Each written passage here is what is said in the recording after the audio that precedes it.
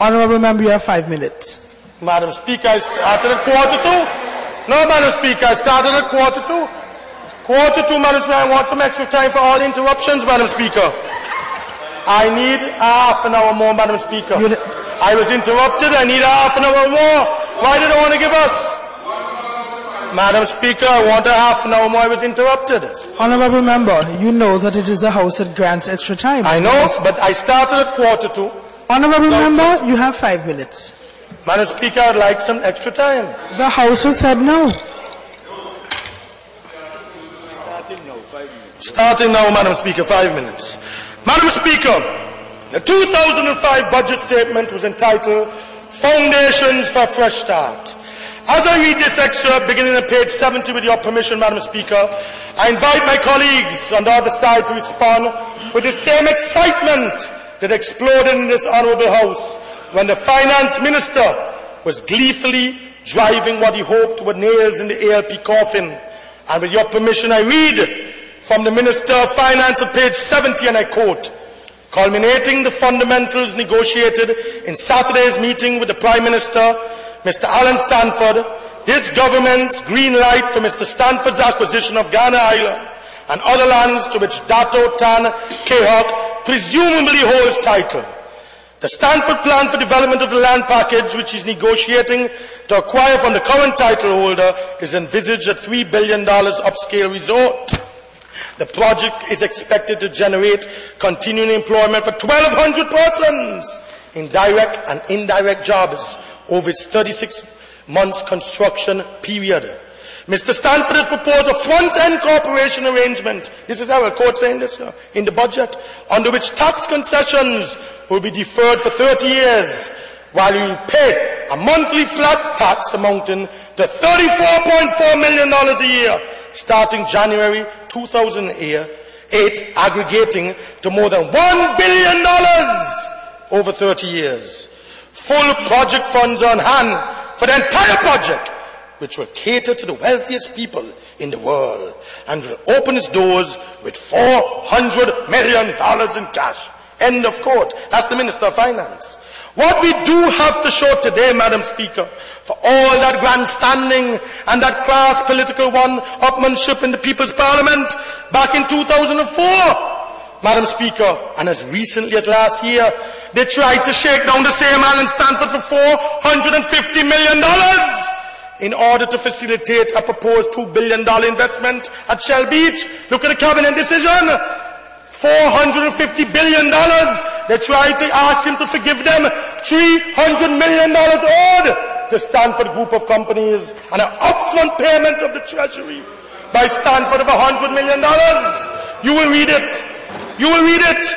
Madam Speaker, we must never forget that Baldwin Spencer was so big on the Stanford Alliance that he actually staked his political future on it.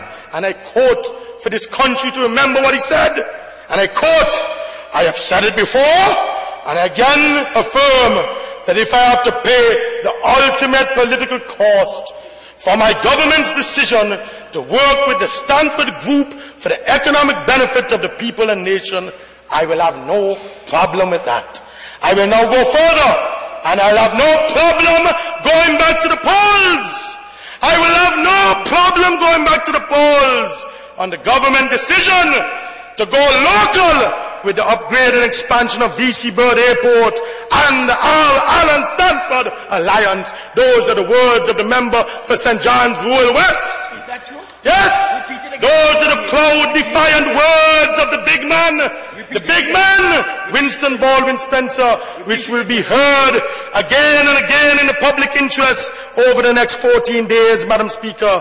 Madam Speaker, I find it most intriguing that we actually will recall here today after the dissolution of Parliament 3 weeks ago to address what can only be described as the ultimate political cost, that Baldwin Spencer and the UPP will have to pay on March the 12th for their incompetence in dealing not just with Alan Stanford, Madam Speaker, but with everything, everyone, the hospital, people die in the cricket stadium, the taxes. And for the record, Madam Speaker, we have no issue in principle with the acquisition of Stanford lands. Let me say so before I close. In principle, we have no issue or any other lands for public purpose. But, Madam Speaker, the purpose must be genuine. It must be real. It must not be a poppy show. It must not be a charade. It must not be a front to score cheap political football in here. It cannot, Madam Speaker, be a hot ticket item. A hot ticket item on their political agenda to try and win the election at all costs, because they'll lose. They'll be defeated. So, Madam Speaker, we on this side, we are completely opposed to the timing of this move because it violates settled practice. Settled practice in our jurisdiction, in our own parliament, which today is disgracefully contravening the rule of law by moving such an opportunistic manner. It is opportunistic, Mr. Prime Minister. We don't have a problem with it if the man is convicted. We don't have a problem if he has criminal charges against him. And if the court say, yes, he's convicted, but let due process take place. We are a better country than that, Mr. PM. I cannot, Madam Speaker, and I will not support this resolution at this time. Maybe later down. Let me repeat that, Madam Speaker. Maybe later down. And I humbly suggest, Madam Speaker, that proper consideration of it should be deferred, Mr. Prime Minister, to sometime after the United States courts have determined the fate of R. Allen Stanford. Not you and Justin Simon to do that today. It is wrong. It is blatantly, vulgarly wrong, Madam Speaker. Thank you. Thank you.